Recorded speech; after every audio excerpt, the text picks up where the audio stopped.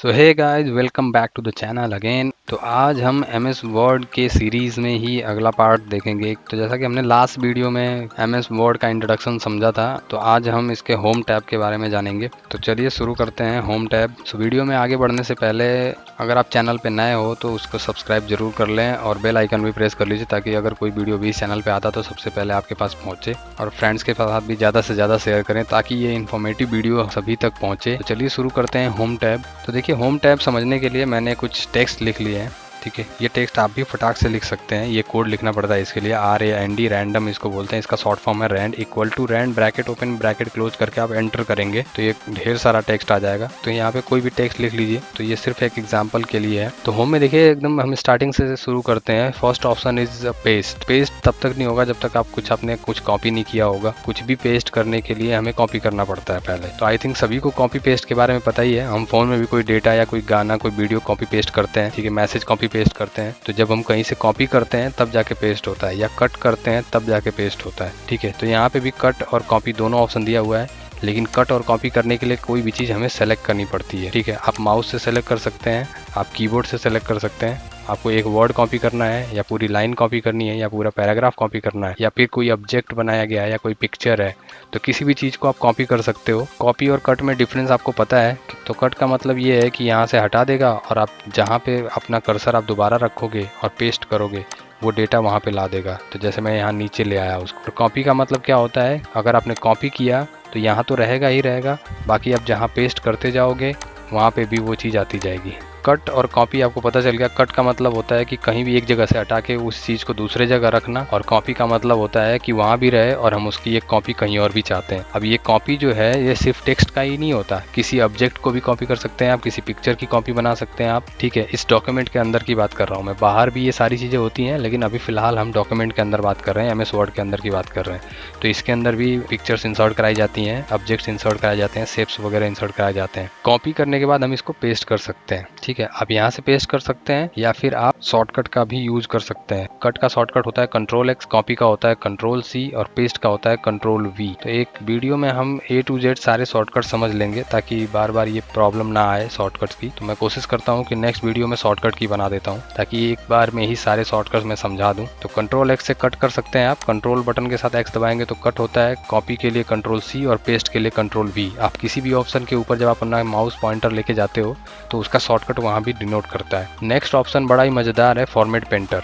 Format painter समझने से पहले हमें इन चीज़ों को थोड़ा समझना पड़ेगा, क्योंकि ये इन्हीं के लिए फॉर्मेट पेंटर बना हुआ है। ठीक है, तो किसी भी वर्ड को सेलेक्ट करके हम ये सारी चीज़ें अप्लाई कर सकते हैं। ठीक है, तो अब ये सारी चीज़ें हैं क्या, एक एक करके समझते हैं। तो देखिए, ये जो है ये होता है फॉन्ट चेंज करने के लिए। जो भी सेलेक्टेड टेक्स्ट या लाइन या पैराग्राफ जो भी आप सेलेक्ट करोगे, ये सब पे अप्लाई होता है। कोई भी चीज़ जो मैं इसमें बताने वाला हूँ वो उसी चीज़ पे अप्लाई होगी जिसको आप सेलेक्ट करोगे।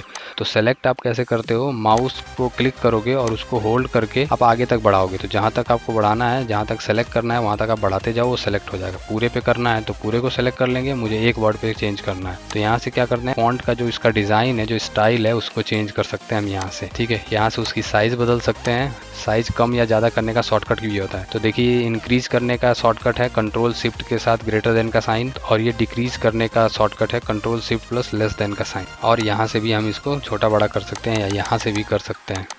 उसके बाद ये बोल्ड है, इसको और ज़्यादा हाईलाइट करने के लिए। ये इटैलिक है, अंडरलाइन है, अंडरलाइन करने के लिए। ठीक है, यू जो बना हुआ है अंडरलाइन के लिए, इसका शॉर्टकट Ctrl+U होता है। इटैलिक का होता है Ctrl+I, और बोल्ड का होता है Ctrl+B। और यहाँ से हम इसको कलर दे सकते हैं। तो इस चीज़ को टेक्स्ट फॉर्मेटिंग बोलते हैं। और ये जो ऑप्शन है ये इसी के लिए होता है। ये जो ऑप्शन है ये भी क्या करता है, कॉपी करता है, लेकिन ये टेक्स्ट को कॉपी नहीं करता है। ये टेक्स्ट के ऊपर अप्लाई किए गए फॉर्मेटिंग को कॉपी करता है। तो चलिए देखते हैं कैसे ये काम करता है। तो मैंने इस टेक्स्ट को सेलेक्ट कर लिया, फॉर्मेट पेंटर पे क्लिक किया, तो देखिए ये ब्रश जैसा कुछ बन गया है। अब जहां भी मैं क्लिक करूंगा उसको ये सेम इसी फॉर्मेट में कर देगा। तो देखिए, वर्ड अलग है मेक, और यहाँ वीडियो, लेकिन इसकी जो फॉर्मेटिंग है सेम फॉर्मेटिंग यहाँ अप्लाई हो गई है। तो ये आप कहाँ यूज कर सकते हैं, जैसे सपोज करो आपको हेडिंग बनानी है, लेकिन आप नहीं चाहते हो कि हेडिंग के लिए आपको बार बार यहाँ पे जाना पड़े और क्या क्या हमने चेंज किया, 3-4 चीज़ें हमने चेंज की, तो उस सबको क्लिक करना पड़े। आप चाहते हो आप क्लिक करते जाओ, हेडिंग बनती जाए।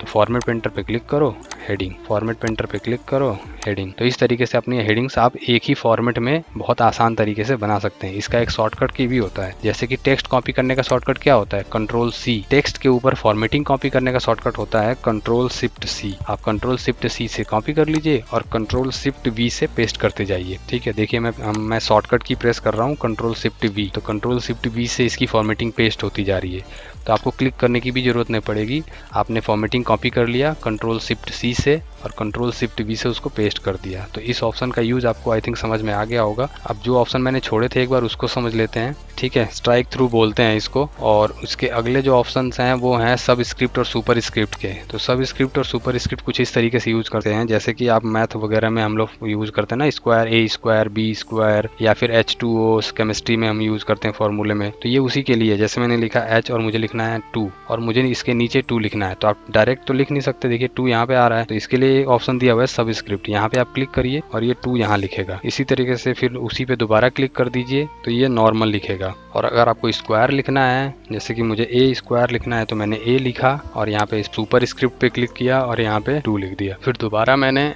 सुपर स्क्रिप्ट पे ही क्लिक किया और अब ये नॉर्मल हो जाएगा। ठीक है, तो सब स्क्रिप्ट का मतलब होता है किसी भी टेक्स्ट के नीचे लिखना, और सुपर स्क्रिप्ट का मतलब होता है किसी भी टेक्स्ट के ऊपर लिखना। इनके शॉर्टकट की भी होते हैं कंट्रोल प्लस और कंट्रोल शिफ्ट के साथ प्लस। तो देखिए आप यहाँ पे लेके जाइए, ये बताएगा, देखिए बता रहा है कंट्रोल प्लस इक्वल टू और प्लस कीबोर्ड पे एक ही बटन पे होता है, तो कंट्रोल प्लस इक्वल टू, और यहाँ बता रहा है कंट्रोल शिफ्ट के साथ प्लस। तो मैंने कहा ना प्लस और इक्वल टू एक ही बटन होता है, तो आप शॉर्टकट का यूज करके भी कर सकते हैं। इसके बाद है टेक्स्ट इफेक्ट, मतलब कि आप किसी भी टेक्स्ट को कोई इफेक्ट दे सकते हैं। ठीक है, थोड़ा स्टाइलिश इफेक्ट दे सकते हैं ताकि थोड़ा सा अलग सा दिखे वो टेक्स्ट। तो इसमें काफी सारे ऑप्शन दिए हुए हैं, कलर्स भी दिए हुए हैं। तो आपको जो स्टाइल लेना है, जो आपको कलर लेना है वो आप सेलेक्ट कर सकते हैं। रिफ्लेक्शन लेना है, रिफ्लेक्शन ले सकते हैं। ठीक है, तो ये नॉर्मल किसी भी लिखे हुए टेक्स्ट के ऊपर ये सारी फॉर्मेटिंग आप कर सकते हैं। ठीक है, शैडो देना है तो उसका शैडो दे सकते हैं। ठीक है, यहाँ तक कि आप शैडो का भी कलर चेंज कर सकते हैं। ठीक है, वैसे ये सारी चीज़ें आगे आने वाली हैं। एक हम वर्ड आर्ट करके ऑप्शन होता है जिसमें ये सारी चीज़ें हम बहुत डीपली सीखेंगे।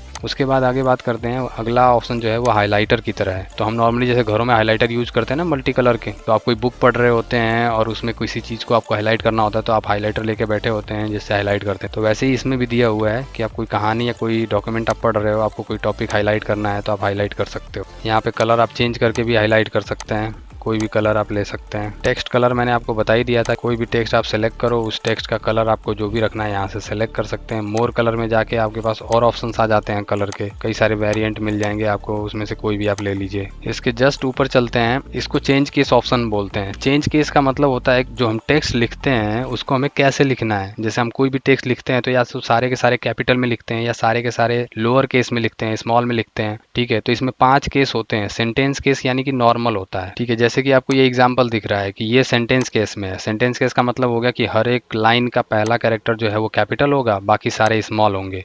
फिर अगली लाइन का देखिए जहाँ पे फुल स्टॉप लगा हुआ है, उसके बाद अगली लाइन का पहला कैरेक्टर है वो कैपिटल है, फिर अगले सारे स्मॉल होंगे। तो ये सेंटेंस केस हो गया। अगर मैं इसको अपर केस में कर दूं तो सारे के सारे कैपिटल हो जाएंगे, अपर केस। अगर मैं लोअर केस में कर दूंगा तो सारे स्मॉल हो जाएंगे। अब देखिए 2 और चीज़ें इसमें एक्स्ट्रा दी हुई हैं। कैपिटलाइज ईच वर्ड, मतलब मैं चाहता हूँ कि हर एक वर्ड का पहला कैरेक्टर जो है वो कैपिटल हो जाए, बाकी सारे स्मॉल हों। तो देखिए हर एक वर्ड का पहला कैरेक्टर जो है वो कैपिटल हो गया। अगर मैं ठीक इसका उल्टा करना चाहता हूँ कि हर एक वर्ड का पहला कैरेक्टर स्मॉल हो जाए, बाकी सारे कैपिटल हो जाए, जैसे वीडियो है तो वीडियो का वी स्मॉल हो जाए और IDEO जो है वो कैपिटल हो जाए, इसको बोलते हैं टॉगल केस। तो यहाँ पे देखिए टॉगल केस भी दिया हुआ है, इस पर क्लिक करिए। ठीक अपोजिट हो गया उसका, वी स्मॉल बाकी सारे कैपिटल, पी स्मॉल बाकी सारे कैपिटल। तो ये 5 केस होते हैं, आप कोई भी यूज़ कर सकते हैं इसमें से। इसका शॉर्टकट भी होता है शिफ्ट F3, इसका शॉर्टकट होता है। नेक्स्ट की हम बात करते हैं, इसको बोलते हैं क्लियर फॉर्मेटिंग। जैसे मैंने टेक्स्ट में बहुत सारी छेड़छाड़ कर ली, बहुत सारा चेंज कर लिया और अब मुझे पता ही नहीं चल रहा मैं इसको नॉर्मल कैसे लेके जाऊँ, या फिर मैं सारे ऑप्शन जहाँ जहाँ गया था सबको वापस रोल बैक करूँ, तो काफ़ी लंबा काम हो जाएगा मेरे लिए। आप इसके लिए बहुत ही सिंपल ऑप्शन दे दिया है यहाँ पे, क्लियर ऑल फॉर्मेटिंग। आप जैसे ही इस पर क्लिक करोगे तो ये बिल्कुल उस फॉर्मेट में चला जाएगा जिसमें ये स्टार्ट हुआ था जब हमने पहली बार इसको लिखा था। यानी कि जो भी चेंजेस आपने लिखने के बाद किए हैं वो सारे चेंजेस रिमूव हो जाएंगे एक बार में। अब नेक्स्ट आगे बढ़ते हैं पैराग्राफ पे। तो देखिए पैराग्राफ में पहला ऑप्शन दिया हुआ है नंबर बुलेट लगाने के लिए। बुलेट्स का मतलब होता है कि जो भी पैराग्राफ या हम लाइंस लिखते हैं उन पे हम बुलेट्स लगा सकते हैं। जैसे एग्जांपल मैंने इतने सारे पैराग्राफ लिखे हुए हैं और हर पैराग्राफ में बुलेट लगाना चाहता हूँ, तो आप क्लिक कर दीजिए, बुलेट्स लग जाएंगी। मैं इसे थोड़ा एकदम स्टार्टिंग से बताता हूँ। जैसे सपोज करिए मुझे कोई लाइन लिखना स्टार्ट करना है, तो आपको करना क्या है, बुलेट ऑन कर लीजिए। आप कोई भी लाइन लिखते रहिए। आप जब तक एंटर नहीं कर देते तब तक ये बुलेट चेंज नहीं होगी, यानी कि सेम पैरा में आप लिखते रहोगे। जैसे ही आप एंटर बटन दबाते हो तो न्यू बुलेट आ जाती है। अगर आप बुलेट का डिजाइन बदलना चाहते हो, यानी कि ये बुलेट जो डॉट है इसको बदलना चाहते हैं, तो यहाँ पे आप जाइए, इनमें से किसी भी ऑप्शन को आप सेलेक्ट कर सकते हैं। यहाँ तक कि आप इनका कलर भी बदल सकते हैं। तो कलर चेंज करने के लिए आपको क्या करना है, बुलेट्स पे क्लिक करना है और यहाँ से आपको जो भी कलर लेना है वो कलर ले लीजिए। अब सपोज करो कई बार ऐसा होता है कि मैं कोई टॉपिक लिख रहा हूँ और उसी टॉपिक के अंदर मेरे 2 और सब टॉपिक आने वाले हैं। यानी कि सपोज मैं ये कुछ मेन चीज़ लिख रहा था, इसके अंदर ही 2 टॉपिक मुझे और लिखने हैं। तो आपको कुछ भी नहीं करना, आपको एंटर करना है और टैब बटन दबाना है। कीबोर्ड से आप टैब बटन जैसे ही दबाओगे, इसमें क्या होता है, सब हेडिंग की तरह बुलेट्स आ जाती हैं और आप इसके अंदर कोई भी चीज़ आप इसमें डाल सकते हो। फिर आपको दोबारा वही मेन बुलेट्स चाहिए तो आप वापस एंटर कर दीजिए, नॉर्मल ये लिखने लगेगा। तो देखिए इस चीज़ को फिर से ध्यान से समझिए, बहुत लोग कंफ्यूज रहते हैं इसमें। आपने बुलेट ऑन की लिखना शुरू किया, एंटर करते ही नई बुलेट्स आती हैं, तो मुझे उसके अंदर में लिखना है, ना कि नई बुलेट में। तो मैं क्या करूँगा, टैब बटन दबाऊंगा। मैं देखिए मैं फिर से कर रहा हूँ, मैंने टैब बटन दबाया, ये आ गया और मैंने जो भी लिखना था मुझे लिखा। और सपोज करिए मुझे इस बुलेट के अंदर भी 2 टॉपिक और लिखने हैं, 2 बुलेट बनानी है नई इसके अंडर में।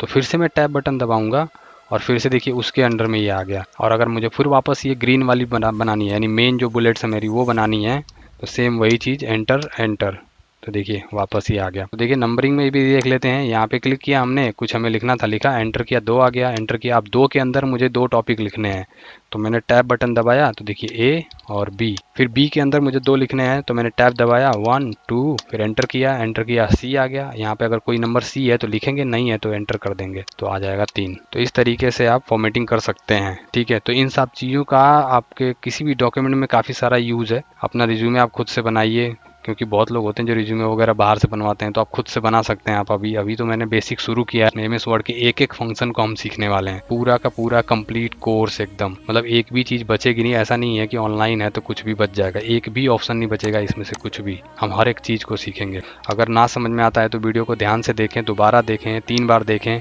और फिर भी ना समझ में आता है तो कमेंट करें, मैं दोबारा उस टॉपिक को एक्सप्लेन करूंगा जो चीज़ें आपको नहीं समझ में आई होंगी। तो देखिए नेक्स्ट ऑप्शन की बात कर लेते हैं। इसको हम अलाइनमेंट बोलते हैं। ये 4 अलाइनमेंट होते हैं एमएस वर्ड के अंदर। अलाइनमेंट का मतलब ये जो पैराग्राफ हैं, जो भी लाइंस लिखी हुई हैं, जो पैराग्राफ लिखे हुए हैं, इसको किस तरीके से अलाइन किया जाए। जैसे देखिए अभी लेफ्ट अलाइनमेंट है, तो लेफ्ट में एकदम अलाइन है, लेकिन राइट साइड में थोड़ा ऐसा है। तो अगर हम राइट वाला कर दें, जो कि ये है, तो देखिए राइट में कैसा हो गया और लेफ्ट में कैसा हो गया। सेंटर कर दोगे आप तो पेज के सेंटर से लिखना स्टार्ट करेगा, ठीक है, और सेंटर में ही अलाइन होगा। और एक होता है सबसे बेस्ट, जस्टिफाई, जिसमें क्या होता है कि दोनों तरफ अलाइन करता है डॉक्यूमेंट को। जो भी आप टेक्स्ट लिख रहे हो, डॉक्यूमेंट लिख रहे हो, उसको दोनों तरफ अलाइन करता है। तो ये जस्टिफाई है। इन चारों के शॉर्टकट्स होते हैं जो आपकी स्क्रीन पे अभी आ रहे होंगे। कंट्रोल एल जो होता है वो लेफ्ट अलाइनमेंट के लिए होता है, कंट्रोल ई जो होता है वो सेंट्रल अलाइनमेंट के लिए होता है, कंट्रोल आर जो है वो राइट अलाइनमेंट के लिए, और कंट्रोल जे जो है वो जस्टिफाई के लिए।